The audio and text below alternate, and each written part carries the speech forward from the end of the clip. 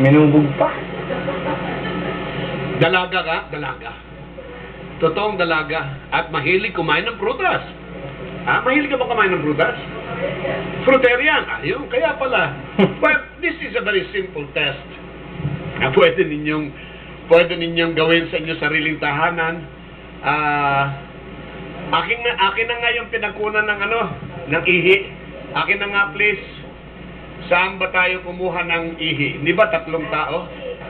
Ito po ang pinagkunan namin ng ihi. Okay. Beer na beer.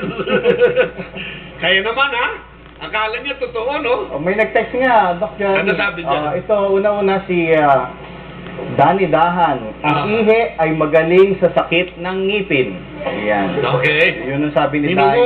Minumumog ba, Danny? Pwede ka mag-text ulit. Ito naman, paano kung may sakit ang umihi na nahawa ka? Sabi, Dr. Johnny, sige nga, inumin mo nga ang ihi dyan. Ininom na. Ininom ko nga hindi ba? Okay. Tapos, meron pa po. Ano to ba? Ito, okay. Una kasi, mahaba yung sa kanya Okay. Ito, my family friend, kami na, sorry po, kailangan po text lang, hindi namin na-entertain ng tawag. Hindi pwede lumabas yung tawag. Okay. Samantala na inahanda mo yan, Okay. meron tayong informasyon tungkol sa urine test. It is good for external sprains, wounds, for burns, nabalian po kayo, for pimples.